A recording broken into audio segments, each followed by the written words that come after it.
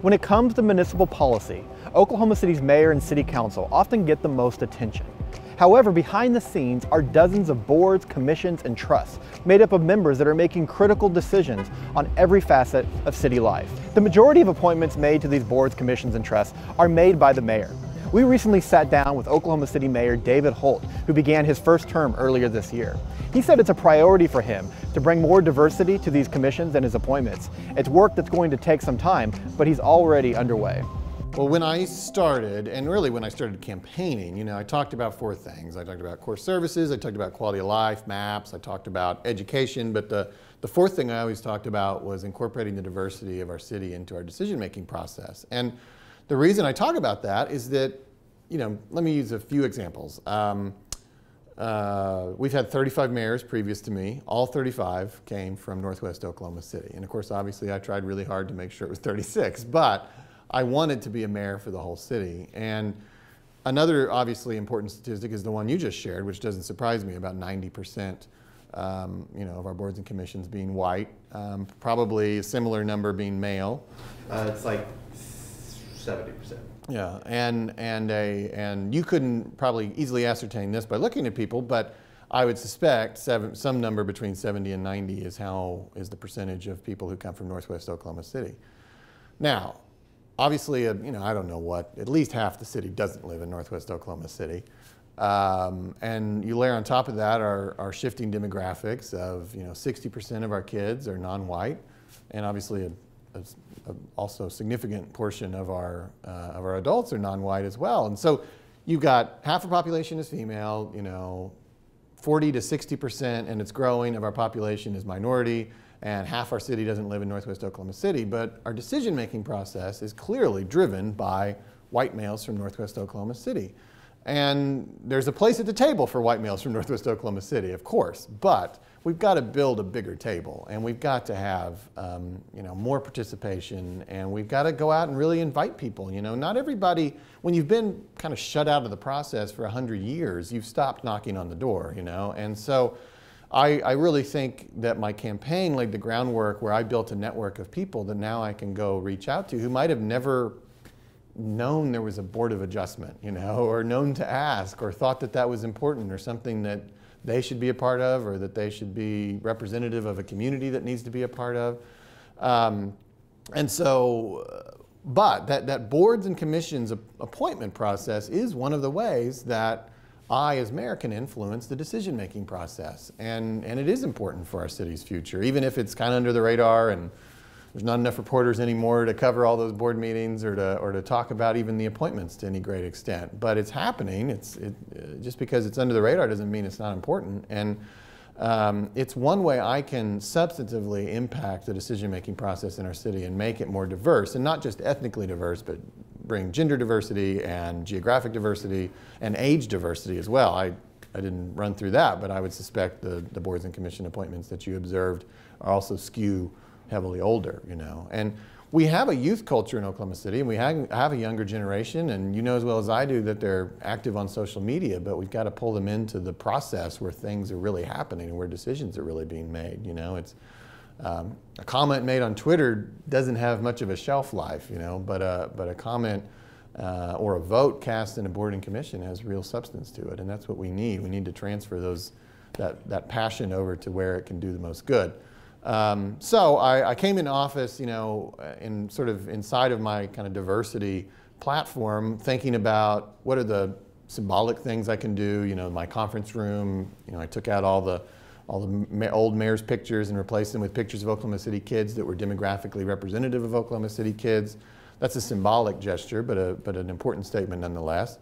I can use my platform to, social media provides you a great platform now to kind of drag the city along with me. Everybody lives in their bubbles and they don't get exposed to all the different places in the city and all the different people in the city that make it special. And I see people take trips to faraway places to see things that they could see 5 miles from their house if they would just, sort of have an open mind about it. And so it's been really important to me to take the people of Oklahoma City with me around this city, and as mayor you have that excuse. But one of the most important things is the board and commission appointments. That's one of the most substantive things I can do to really integrate our community. And also there'll be more also informal decision-making processes, and it's also really important that I'm not the king, but I do generally sit at the head of the table when the important decisions are made, and I need to look at that table quite literally and make sure that all the different communities within our city are represented. But in a more gradual and methodical way, I can also make sure that that's happening at the board and commission level. Well, when you really think about all the boards and commissions we have, I mean, Library Commission, Parks Commission, something as generic sounding as the Board of Adjustment, these make decisions that ultimately impact, our daily lives. You get a little bit farther down in the weeds, there might be some career-specific commissions like, electrician or something. I mean, maybe those implications are only limited to a certain field of employment. But a lot of our boards and commissions that, never get media coverage are definitely impacting our quality of life. And it's important that, all the communities of our city have a voice. I mean, Board of Adjustment is a perfect example. Like, nobody's ever heard of the Board of Adjustment, but it is the appeals body for the Planning Commission, which is a little higher profile and pretty important, and the appeals body for our downtown and urban design districts. So it's a pretty weighty thing, and it's rarely had any diversity, if ever, and so that's one I was particularly pleased to make an appointment of a young Latino female from the South Side who's really engaged, works for the Neighborhood Alliance, so already speaks city government a little bit, and was a great pick, and again, if you don't kind of get out, which running for mayor forces you to do, kind of get out of your bubble and kind of build a network around the city, it's easy to not know that talented people like that exist. I find that a lot of people presume that there just aren't, people ready for those positions in different communities, in minority communities in our city. And what I find is that's our flaw as a white person from Northwest Oklahoma City. That's us living in our bubble and not realizing that actually there are really talented, highly educated, great job experience people in every community in our city. And we just need to get out more. We need to meet them. And so through the process of running for mayor, if you do it right, you meet all those people and you start to build a network. In the past, I mean, we've tried. I mean, I don't want to at all cast aspersions on the people who've been in my position previously, because I know they've all made an effort.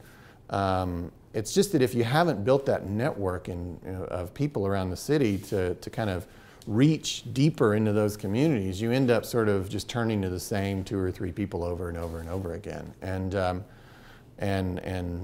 people who may or may not even be really tied into those communities. And so we've got to work harder. It's just hard work, and you sort of have to just emphasize it. And just what's happened often in the past is, you might just say, well, I tried. I made a couple calls, but I got to move on. I got to go ahead and make the appointment, and I'm going to go back to kind of the well that we've always gone to.